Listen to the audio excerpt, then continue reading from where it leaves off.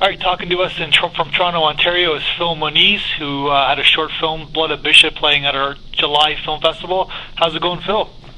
It's going well. Thanks for having me on. You were in attendance at the festival, correct? I was, yeah. It was a good time. So what was your reaction to the audience's reaction to your film? Like, even when it was playing and then, of course, with the moderation afterwards? It was interesting. I liked, it was quite varied. That was one of the first times that we had really been able to screen it in a theater, which kind of pointed out some immediate sound problems that we had. But other than that, I mean, I think what I liked about the feedback was the stuff that we wanted to get pulled out of it sort of did get pulled out of it. I was glad that people picked up on some of the more subtle things that were going on, and people were honest. It seemed like, not everybody loved it, and some people did really like it. So, we were pretty happy with how the evening went in terms of that. Yeah, it was one of those films where I think I commented, you have to be there from the beginning. If you lose focus, it's there's so much little subtext going on that either you're there at the beginning or you're not at all. Then if you're not there, then you kind of it's hard to get back into the film, I guess, right?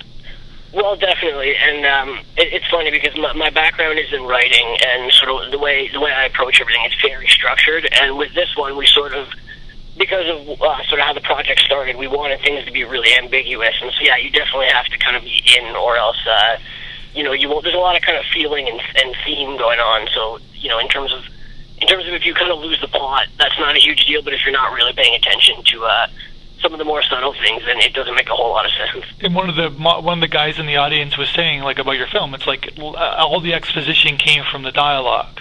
I really liked that comment, because that was very much what we were trying to accomplish there. Sort of a bit about the project itself. It's actually based on a longer project that we're working on. So there was a lot of stuff that we were trying to put sort of in the subtext that we weren't kind of outright saying. So when I heard that comment, it was I liked that a lot because it was bang on. So this is a film that there's a feature obviously idea in this short film, I guess. Yeah, actually, we wrote the feature script before we decided to do a short, and so we liked the themes and the characters and everything, and so we kind of thought, kind of two birds with one stone. We'll make a short that we like, and at the same time, it'll be part of a package that we can sort of showcase some of the characters and the actors and the themes as we're trying to acquire funding and sort of get some interest going for the bigger project. So what is why are you from Bishop, this town in northern Ontario? What's the idea? Where's the root of the idea come from? Yeah, well, Bishop, it's made up. I'm born and raised in Toronto, so I'm definitely a city guy. But sort of where the project came from is my writing partner, Kevin Clayton, who's also the lead actor in the short film. We were thinking about this was actually about a year and a half ago, so a lot of stuff kind of came up after this, but we were thinking about sort of situations where there are tragedies like Columbine and those sort of things, and how there's a lot of focus, rightfully so, on the victims' families and sort of the people affected on that side. But we were thinking about what it would be like if you were close to someone who actually sort of was the monster in those situations. So basically we were just thinking about what would happen to a person like that. And the reason why we said it sort of in a small town would be that there'd be no escaping it, essentially. If you ever spent time in small towns, obviously, as most people have, everyone knows each other, everyone's kind of in each other's business. So that was sort of the iteration of that.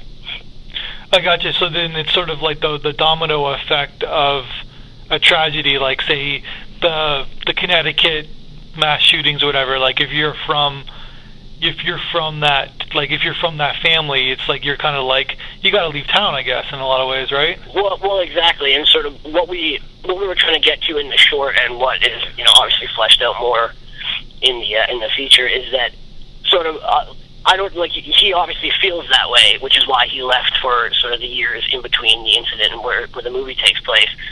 And what he's kind of struggling with is the people that the people that he was close to that are still around, kind of saying that you don't really have to. It's sort of because of what happened to you, you've kind of created these walls around yourself. It's not necessarily the pressure from everyone else. The ripple effect was kind of your own doing, sort of thing. Gotcha. And wasn't there a movie with this theme?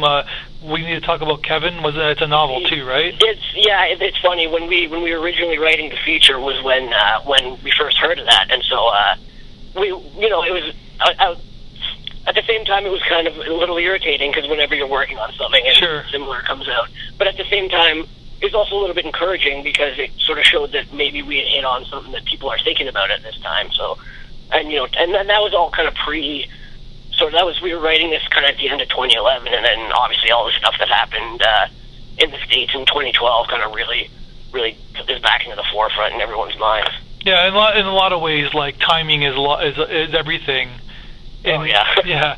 Well, like just the perfect example, one of the films that was played at our festival, The Captain, didn't get a positive reception because it was like a comedy about plane crashes, and so it just that was an interesting set of comments because I really enjoyed that. Like I found the humor in it quite funny, but at the same time, like it was literally that day. I think there was the train in Spain. The train crash. So it was timing was quite odd on that one. So I definitely I think you came out and said right after the screening that you thought it was going to get more like outright laughter, and I thought it was really funny. I was laughing, so it's just interesting how that happens. Yeah, no, it's just like, but it talks about like timing. And so the theme, like I think one of the late ones, someone commented about the baseball theme. It's sort of like, is that like a metaphor in the movie of like the lost stream, like because he has to leave, kind of a thing?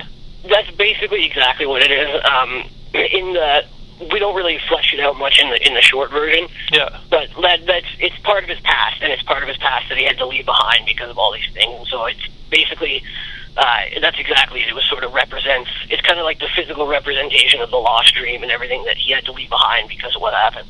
Is it just a visual aspect? Because usually in Northern Ontario you think about hockey because you don't think about a baseball player from Northern Ontario, but I guess visually it kind of works for your film, I guess, right? Like it's a couple things. Sort of visually, if somebody commented that they really liked how it was shot on the baseball diamond, and that was the first time I've ever done that, and I'll tell you right now, it's really hard to make a lit baseball diamond not look really good on camera.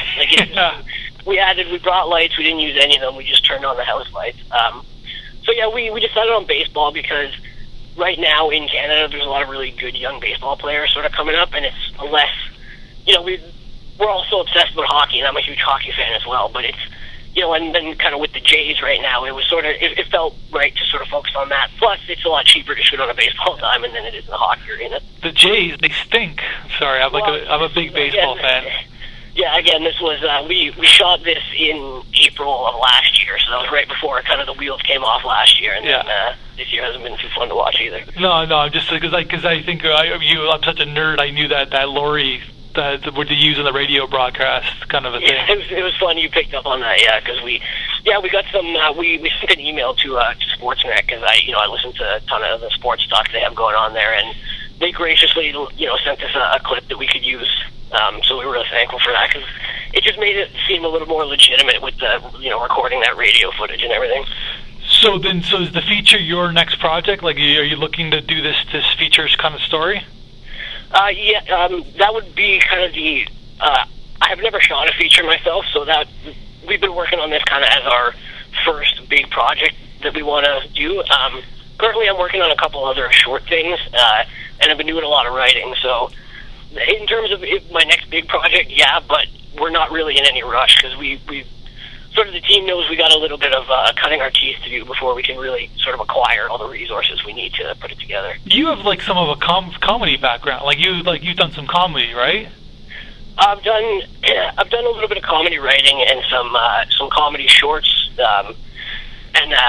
So I guess you could say No, but it's kind of funny that this is obviously this is a very dramatic kind of piece in a way. Like there was no comedy in this film. No, and it's funny. I've gotten that comment before because most of the people that have seen or read the stuff that I've done make the same connection, and a lot of it is just I like to tell stories, and the comedy stuff kind of as a I graduated university a couple years ago, and so as a student filmmaker, the comedy was a lot easier to make in terms of budget and all that kind of stuff.